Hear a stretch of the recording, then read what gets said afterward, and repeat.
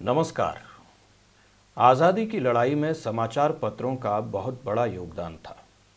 ख़ास तौर पर वो समाचार पत्र जो अंग्रेज़ों के विरुद्ध लेख छाप लेते थे और भारी जुर्माना लगाए जाने के बाद बंद हो जाते थे। ऐसा ही एक साप्ताहिक समाचार पत्र था स्वाधीन प्रजा, और संपादक थे विक्टर मोहन जोशी जी, जो खुद को मोहन जोशी कहलाना ही पसंद करते थे। स्वाधीन प्रजा को मोहन जोशी जी ने 1 जनवरी 1930 में शुरू किया और ये अगले 5 महीनों में ही सरकार के लिए बड़ा सिरदर्द बन गया। इतना बड़ा सिरदर्द कि इससे 3,000 रुपये की जमानत मांगी गई, जिसे देना किसी भी देशभक्त की शान के खिलाफ था।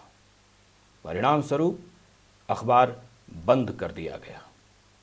इस छोटे से कालखंड में मोहन जोशी जी के कुछ लेखों का जिक्र हमें इतिहास की किताबों में बड़े गौरव के साथ मिलता है।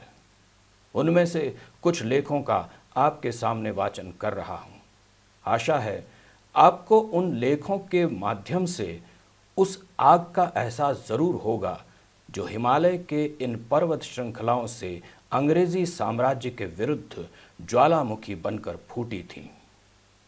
पहला लेख पिंडर की सैर, जो स्वाधीन प्रजा में 30 अप्रैल 1930 में छपा था। सुनते हैं वो फिर आएंगे। अल्मोड़ा जिले में वो 2-3 बेर आ चुके हैं। शिकार के बड़े शौकीन हैं। पहले दौरों में सालम में चकोर मारे। इस बार पिंडारी ग्लेशियर की ठंडी हवा खाने की सूझी है। शायद दिमाग कुछ गर्म हो गया है। रह रहकर दमन की ज्वालाएं हृदय में भड़क उठती होंगी। रायबरेली, हंडिया, बनारस, कानपुर, आगरा, लखनऊ प्रांत के सभी प्रमुख स्थानों में नमक सत्याग्रह देखकर हुजूर का टेम्परेचर बढ़ गया होगा। प्रांत के बड़े बड़े नेताओं को जेल भेजकर भला पारा क्यों न बढ़ा होगा? क्या बिना खून खौले पंडित जवाहरलाल नेहरू जी को जेल भेज सकते थे? नहीं साहब, आपके हृदय में साम्राज्य के लिए बड़ा जोश है। उस गैरत की गर्मी बिना पंडारी यात्रा के कैसे ठंडी हो सकती है? साल भर आपने साम्राज्य के लिए अथक परिश्रम किया है। कहीं दरबार रचे, कहीं स्पीचें झाड़ी, कहीं तालुकेदार और जमादारों को पुचकार कर कांग्रेस के विरुद्ध किया। अभी अभी आप बुलंदशहर तशरीफ ले गए थे। याद होगा, वहां के स्वयं सेवकों ने काले झंडे दिखाए थे और कैसे आपके चाकरों ने उन्हें पीटा था, फिर कैसे गिरफ्तार हुए। देश की लू और धूप में साम्राज्य के सेवक को इतनी परेशानी उठानी पड़े तो उसका कलेजा क्यों न सूख जाए। प्रांत में पिंडारी के समान दिल दिमाग को तरोताजा करने के लिए दूसरा स्थान कौन सा हो सकता है? पिंडारी का रास्ता साफ है। डिस्ट्रिक्ट बोर्ड ने दूर दूर से कुलियों की गैंगे मंगाकर रास्ता उत्तम बना दिया है। 4,000 खर्च करके पुल और डाक बंगले भी दुरुस्त कर दिए हैं। कौन कहता है कि अल्मोड़ा डिस्ट्रिक्ट बोर्ड बागी बोर्ड है? जनाब को कष्ट क्यों होगा? बोझ ढोने के लिए कुली और खच्चर मिलेंगे। स्वागत को कमिश्नर, डिप्टी कमिश्नर, मजिस्ट्रेट, पेशकार, पटवारी और जी हुजूर तैयार रहेंगे। रहने को सुसज्जित डाक बंगले मिलेंगे और चलने को साफ सड़क। चलते चलते शिकार भी होगा। पर्वत और घाटियों का सुंदर दृश्य दिल को बाग बाग कर देगा और पिंडारी पहुंचकर तो स्वर्ग ही मिल जाएगा। यहां फिर आंदोलन की चिंता न सताएगी, नमक का झगड़ा तंग ना करेगा। कुछ देर के लिए साहब को शायद गांधी की आंधी से छुट्टी मिल जाएगी, पर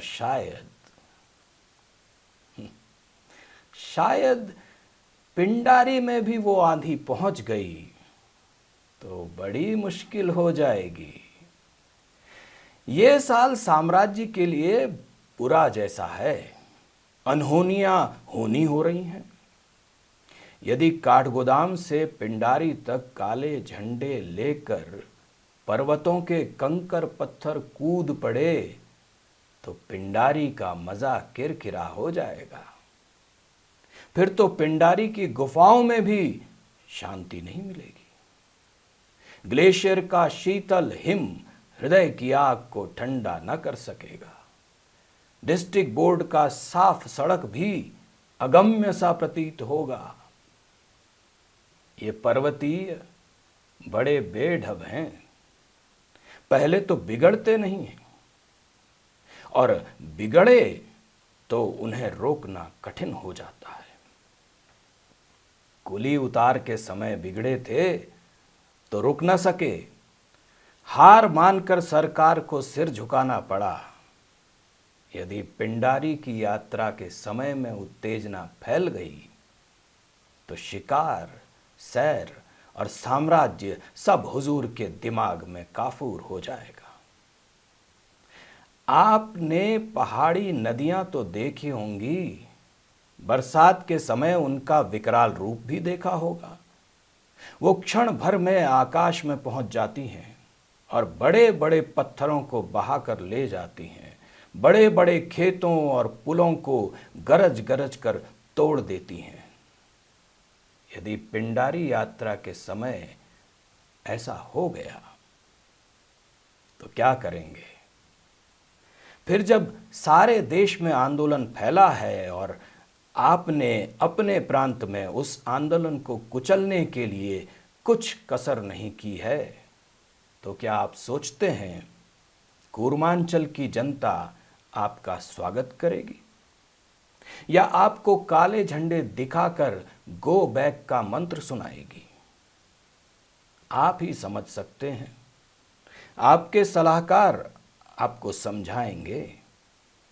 राष्ट्रपति जवाहरलाल जी को जेल में रखकर आप पिंडारी की सैर करने चले हैं। क्या ऐसी स्थिति में आप ये आशा करते हैं कि हिमालय के इन दूरस्थ स्थानों में आपके लिए फाटक बनेंगे, आपको फूल मालाएं पहनाई जाएंगी? यदि आप में थोड़ी भी दूरदर्शिता होगी तो ऐसे समय में आप पिंडारी यात्रा स्थगित करके चुपचाप नैनीताल गवर्नमेंट हाउस में ही रहकर संतुष्ट रहेंगे। पहले भी आप इस जिले में पदार्पण कर चुके हैं, पर वो युद्ध का समय नहीं था।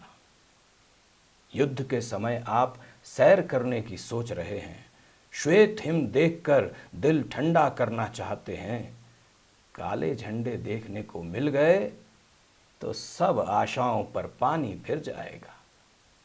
पिंडारी की सैर सानंद करनी है तो पंडित जवाहरलाल नेहरू आदि नेताओं को छोड़ो, दमन बंद करो, नमक कर तोड़ो और महात्मा गांधी से हाथ मिलाओ। एक ओर दमन करो, दूसरी ओर ये आशा करो कि हम हिमालय की चोटियों में आनंद पूर्वक सैर और शिकार करेंगे। ये कैसे हो सकता है? यदि उस समय जब आप पिंडारी को जाएंगे, काठगोदाम, भवाली, गरम पानी, रानीखेत, अल्मोड़ा, बागेश्वर, कपकोट इत्यादि की जनता शांति पूर्वक आपको काले झंडे दिखलाकर अपना रोष प्रकट करे तो क्या आश्चर्य होगा? सोचते होंगे कि कूर्मांचल में उत्तेजना नहीं है। जनाब, उत्तेजना तो बहुत है, पर उसे अभी प्रकट होने का मौका नहीं मिला है। ज्यों ही पिंडारी को सरकार की सवारी चलेगी, तो उत्तेजित जनता को मौका मिल जाएगा कि आमने सामने सवाल जवाब करे कि आप भारत में ये अंधेर क्यों कर रहे हैं। क्या उत्तर दे सकेंगे? इसीलिए हम प्रांत के लाट सर माल्कम हैली से बाअदब कहते हैं कि पिंडारी यात्रा को चलने से पूर्व एक बार सोच लें, खूब समझ लें कि इस समय ऐसी यात्रा करना जनता को छेड़ना तो नहीं होगा। भारत में साइमन कमीशन आया और भारत जाग उठा। संभव है कि लाट साहब महोदय के पिंडारी यात्रा हमारे कूर्मांचल को भी जगा दे। उस दृष्टि से लाट महोदय आइए और कूर्मांचल को जगाइए। मोहन जोशी जी के इस लेख का ये असर पड़ा कि उस वक्त पिंडारी यात्रा स्थगित कर दी गई।